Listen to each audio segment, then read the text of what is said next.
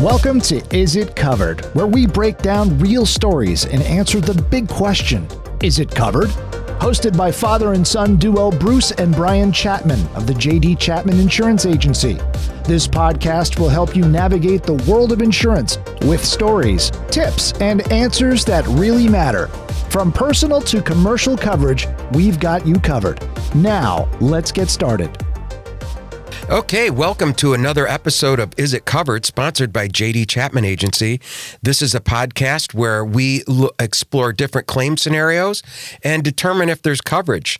Oftentimes there is, oftentimes there isn't, and even more, it depends, which leads us to say that if you do have a claim or you think you have a claim, it's important to reach out to your insurance professional to determine whether there is coverage.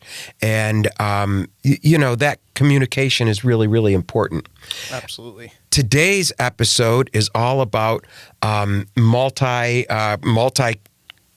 crashes during, say, whiteout conditions. Mm-hmm. We've had a couple of them already in Batavia, and there was one on I-81. Both of them very, very severe. Yeah. My friend was involved in one. There were like 25 people brought to the hospital, quite a few severe injuries. So, how does that work? What happens if you're involved in that? What would be a scenario where that happens, Brian? So, and you nailed it. There was two most recent scenarios here, one on I-90 and one on, what did you say, 87 was it? 81. 81.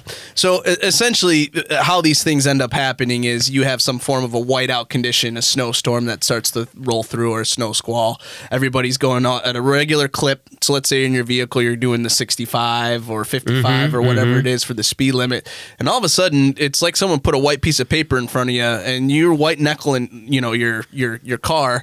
Well, you see, tail lights, and then you don't have any time to stop, so you crash. If you're lucky, you see tail lights. If you're lucky, right. And then, so then you end up crashing into the person in front of you, and then it just starts this whole chain reaction of people behind you. People are trying to pull off the road. Tractor trailers are jackknifing. I don't know if you've ever seen any of the videos that have kind of come out of the people there. I mean, it is absolute carnage when these things happen, and it's a chain reaction. It's not two or three vehicles. It ends up being 20, 30, 40, whatever the deal is. And do not get out of your car. That's Absolutely way more dangerous outside your vehicle. Your vehicle has all the necessary safety features. Unless it's on fire. Well, then you might want to consider leaving. But yeah, so I mean, these things happen. There's two real world scenarios. So let's say I get into an accident like this. Obviously you hope everybody's fine. But let's say after you've cleared the hospital and stuff and things start to settle, how does the insurance respond? Am I liable? Is the first person liable? Is the last person liable? There's a lot of questions here. Exactly, because in a normal accident, there's two people. One's probably at fault, one isn't. How do you determine fault when there's 20 cars there and they're just piling up on each other? Yeah. I actually reached out to one of our insurance companies, and they said that it would be treated as a not at fault, and there needs to be 66 2/3% negligence to be considered an at-fault accident. That's kind of interesting. Interesting. I didn't know that, actually. Yeah.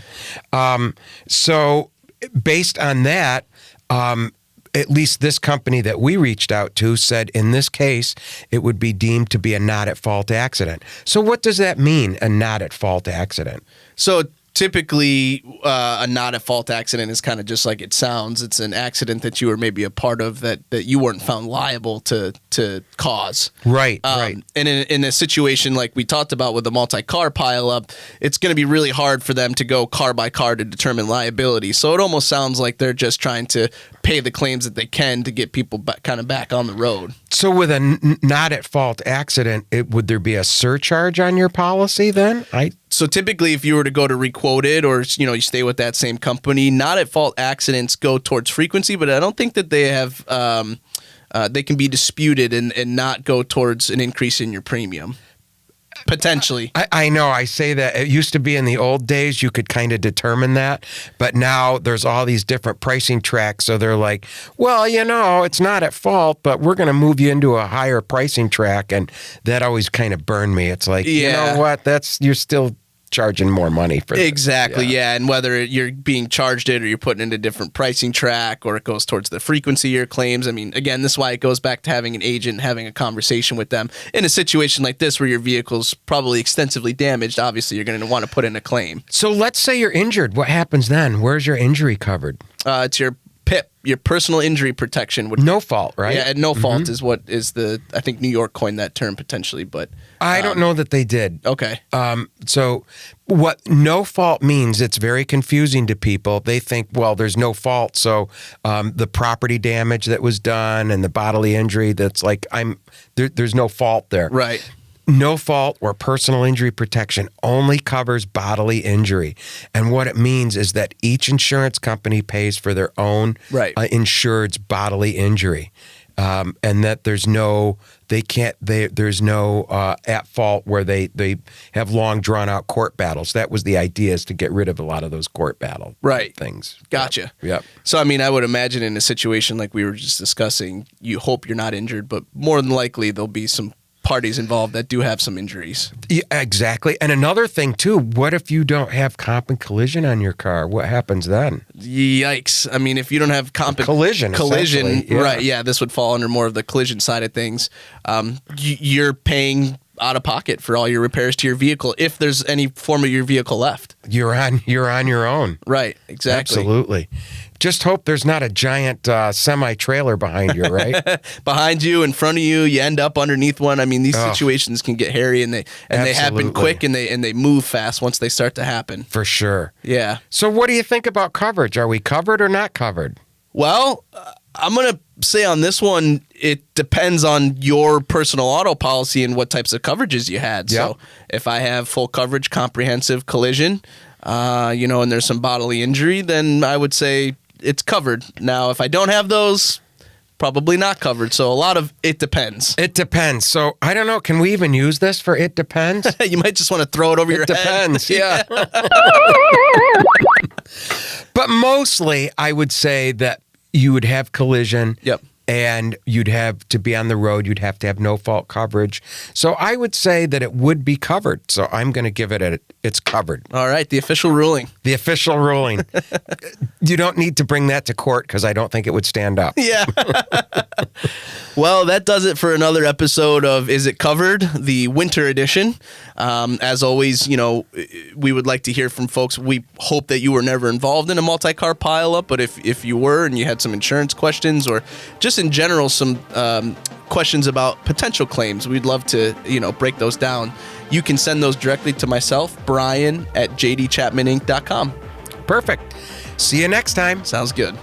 Thanks for listening to the Is It Covered podcast.